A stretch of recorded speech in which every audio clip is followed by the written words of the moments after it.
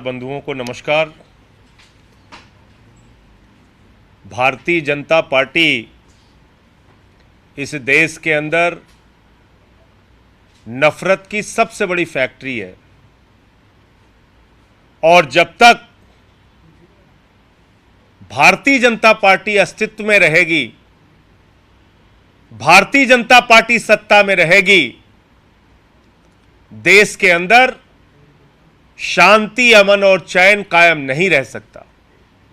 और जब देश में नफरत के बीज बोए जाएंगे, जब देश में शांति ही नहीं होगी, तो देश तरक्की नहीं कर सकता, नौजवान को रोजगार नहीं मिल सकता, माताओं बहनों को महंगाई से छुटकारा नहीं मिल सकता, किसान को उसके फसल का दाम नहीं मिल सकता, आम इंसान की जिंदगी की दुश्वारियां कम नहीं हो सकती। और यह बात मैं इसलिए कह रहा हूं कि मणिपुर में जो हिंसा हो रही है, मणिपुर जो पिछले 1.5 महीने से जल रहा है, आज उस मणिपुर की हिंसा पर प्रधानमंत्री नरेंद्र मोदी की खामोशी यह साबित करती है कि भारतीय जनता पार्टी चाहती है उनकी नफरत की फैक्ट्री का विस्तार पूरे देश में होता रहे, उनकी नफरत की फैक्ट्री का विस्तार पूरे देश में होता रहे। कभी हिंदू मुसलमान के नाम पे झगड़ा कराओ, कभी हिंदू सिख के नाम पर झगड़ा कराओ, कभी हिंदू क्रिश्चियन के नाम पे झगड़ा कराओ।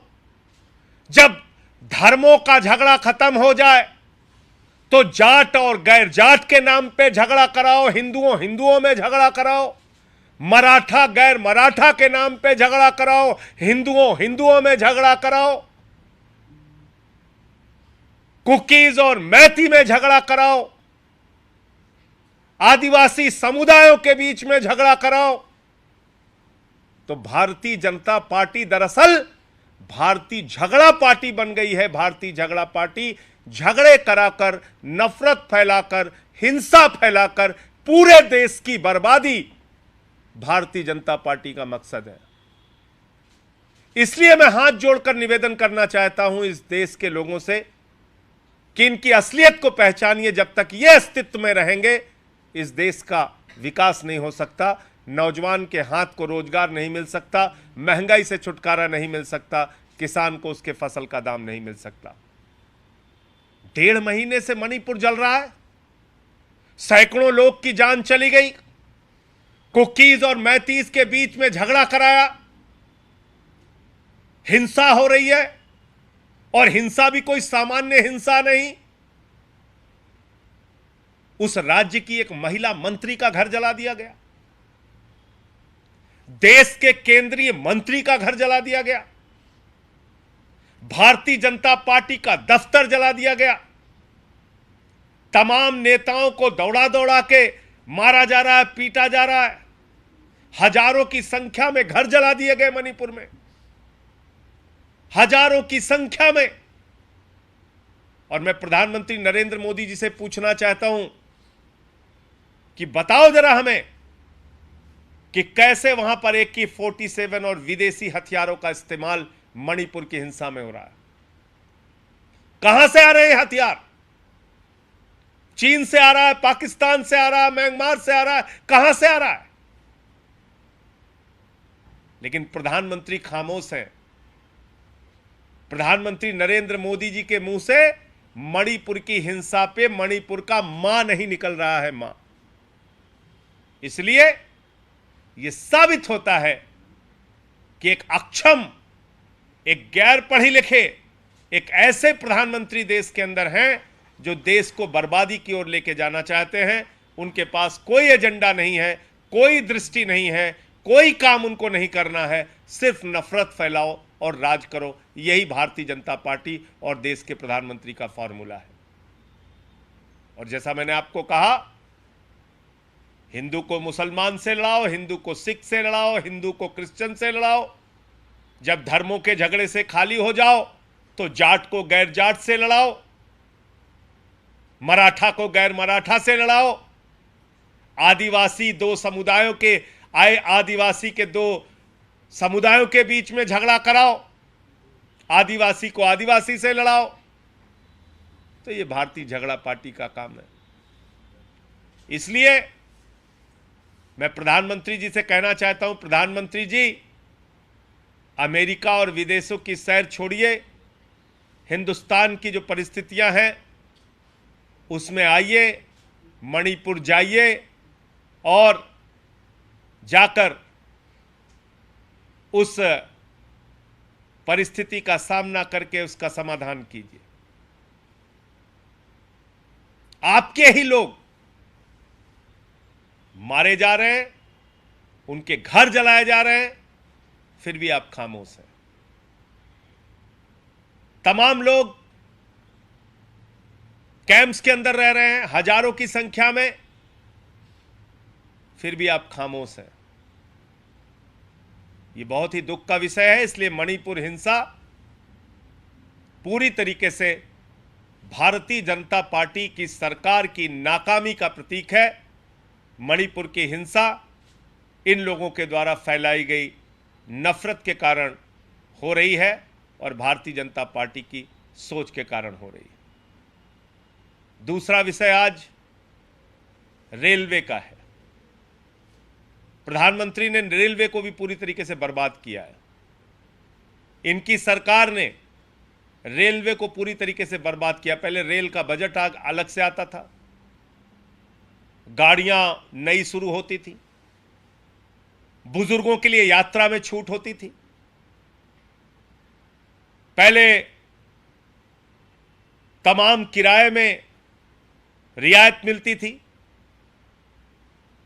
आज बुजुर्गों को मिलने वाली कंसेशन इस सरकार ने खत्म कर दिया। सोचिए कितनी शर्मनाक बात है। अडानी को तो लाखों करोड़ का फायदा पहुंचाएंगे, लेकिन बुजुर्गों को, वृद्ध लोगों को जो छूट मिलती थी रेलवे में, वो छूट खत्म कर दी सरकार ने। पूंजीपतियों को तो लाखों करोड़ का टैक्स माफ करेंगे, लेकिन बुजुर्गों की जो छूट थी, जो कंसेशन था, उसको खत्म कर दिया। रेलवे सुरक्षा की बात करें, आज टिकट कटा के भी आपको सीट नहीं मिलती। भूसे की तरह, जानवरों की तरह ट्रेन में लोग भर भर के जा रहे हैं।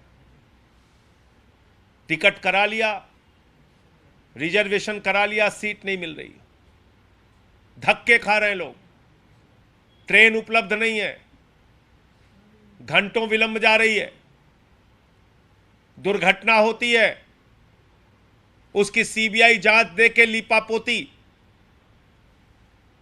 आप मुझे बताइए, जिस घटना के बारे में 3 महीने पहले 9 फरवरी को वहां के चीफ इंजीनियर की रिपोर्ट आ चुकी थी कि अगर यहां इंटरलॉकिंग सिस्टम ठीक नहीं किया गया, बालेश्वर वाली जो घटना हुई उसमें साफ तौर पे 3 महीने पहले 9 फरवरी को यह कहा गया कि अगर इलेक्ट्रॉनिक इंटरलॉकिंग सिस्टम ठीक नहीं किया गया तो यहां कोई बड़ी घटना हो सकती है। कब? 9 फरवरी की रिपोर्ट है,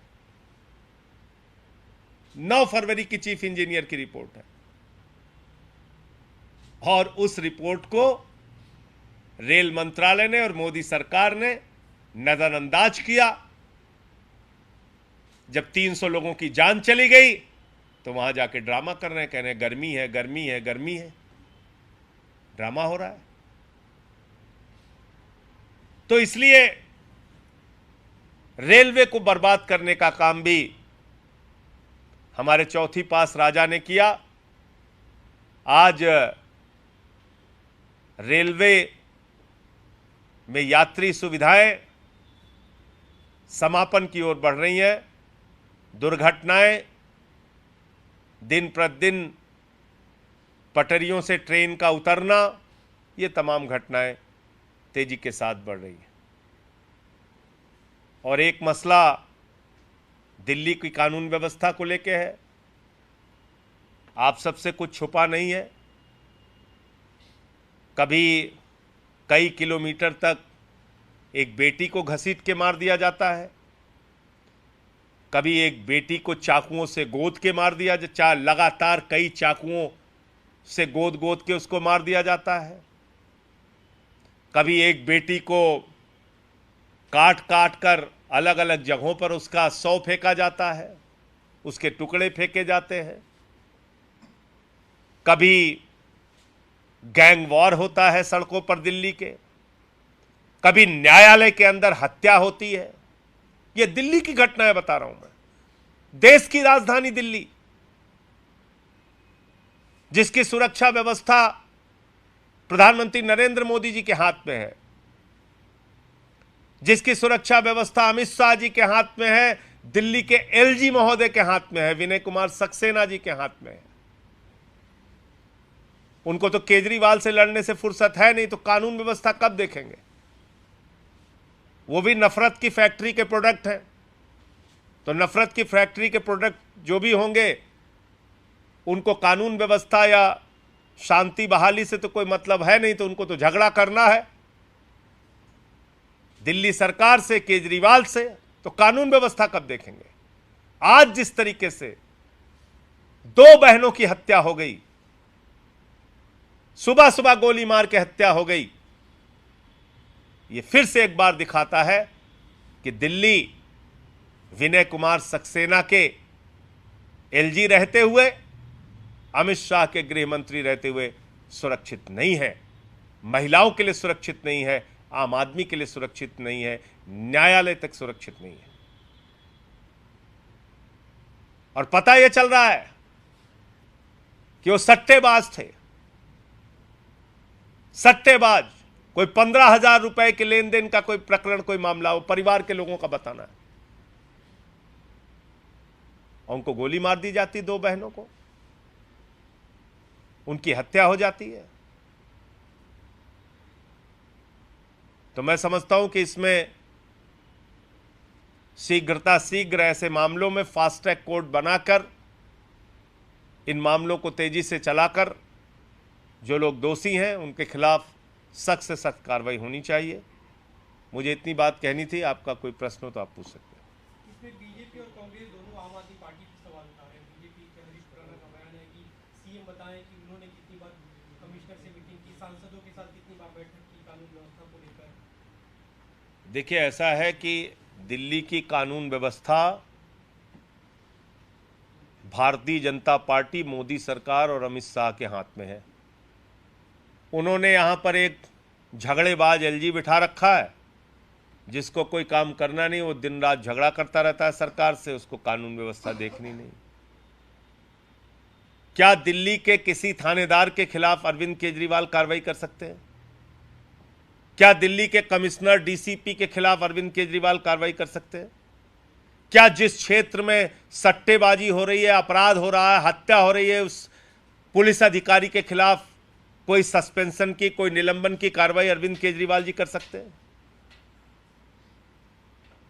तो ये अपने गुनाह दूसरे के ऊपर टालने से कब तक काम चलेगा?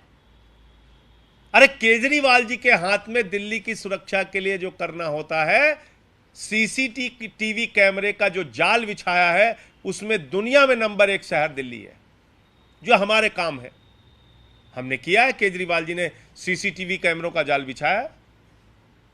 प्रधानमंत्री की भतीजी का भी पर्स छीना गया, तो पुलिस ने उसी कैमरे से, सीसीटीवी कैमरे से फुटेज निकालकर अपराधियों को पकड़ा। तो हमारे जिम्मे तो जो काम है उसको बेहतरीन करके दिखा रहे हैं। लेकिन इस प्रकार की गुनाहों पे, अपराधों पे बातें कहना और अपनी गलती को दूसरे के सर मढ़ना, ये भाजपाइयों को बंद करना चाहिए और अपने अंदर झांकना चाहिए, इसका जवाब देना चाहिए। सर, आप लोग कई बार इस सरकार की तुलना इमरजेंसी वाले दौर से करते रहे हैं।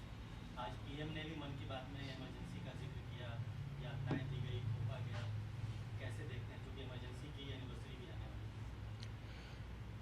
देखिए, आपातकाल इस देश का काला अध्याय था, कोई इसमें दो राय नहीं है, दो मत नहीं है।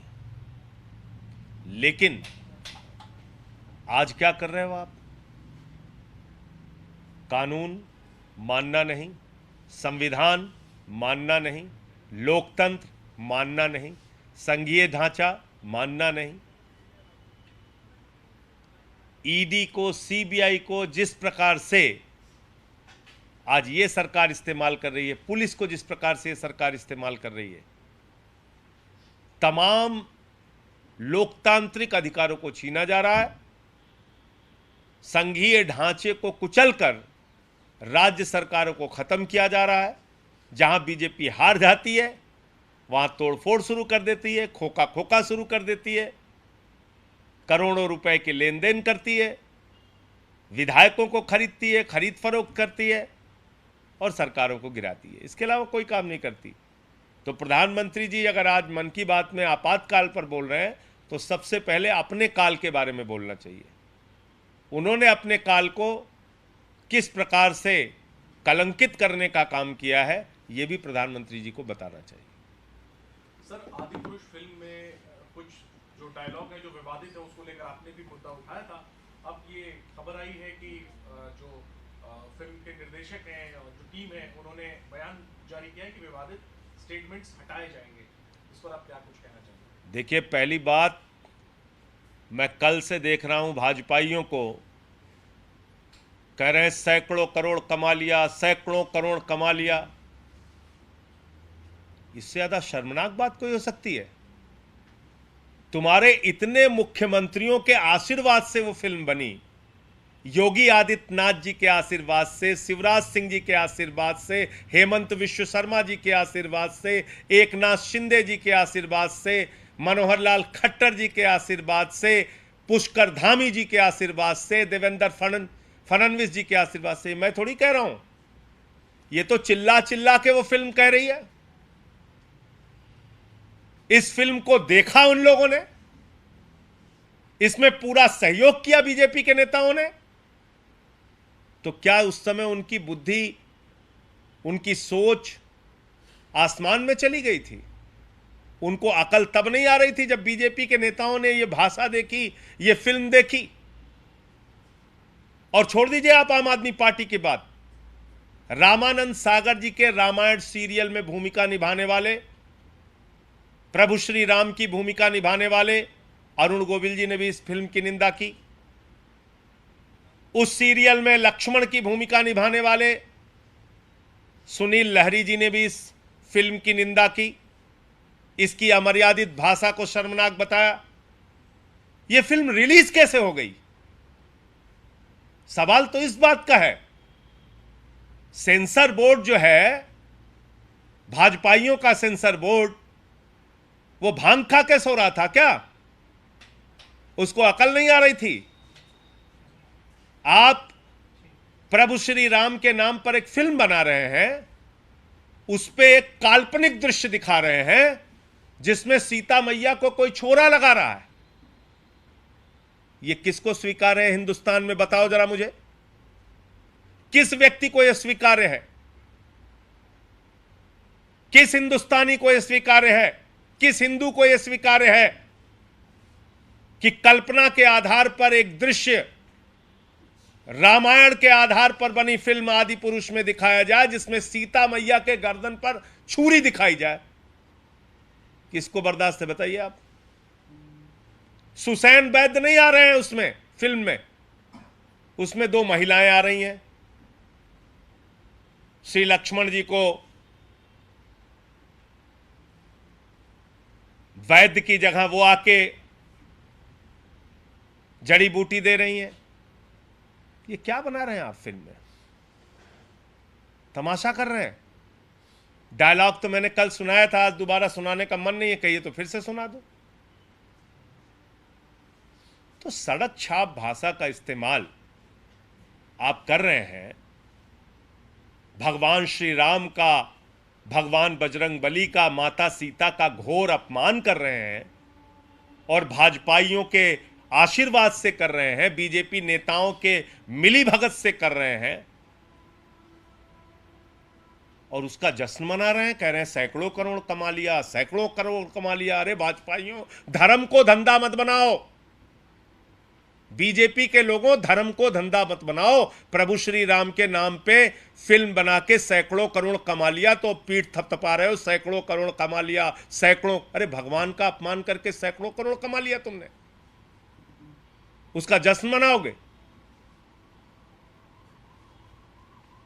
तो इस फिल्म को बनाने वाले लोगों के खिलाफ और ये जो लोग, जिन मुख्यमंत्रियों का नाम मैंने लिया है, इन सब को सामने आकर देश के लोगों से माफी मांगनी चाहिए। जो कल मैंने कहा था, आज फिर उस बात को दोहरा रहा हूं कि इन लोगों को सबसे पहले माफी मांगनी चाहिए। और सेंसर बोर्ड ने इस फिल्म को पास कैसे किया, स्वीकृति कैसे दी, प्रधानमंत्री नरेंद्र मोदी जी को और जेपी नड्डा जी को भी इस देश के लोगों से माफी मांगनी चाहिए। क्या आप लोग बैन लगाएंगे सर दिल्ली में? क्या बैन लगना चाहिए इस फिल्म पर? देखिए, ये फिल्म तो अपने आप बैन हो जाएगी, लोग देखेंगे ही नहीं। मैं तो कह रहा हूं कि ऐसी फिल्म को देखना ही नहीं चाहिए। अगर भगवान श्री राम का अपमान देखना है लोग तो जाएं, अगर माता सीता का अपमान देखना है तो जाएं, प्रभु बजरंग बली का अपमान देखना है तो जाएं फिल्म में, देखें अपमान।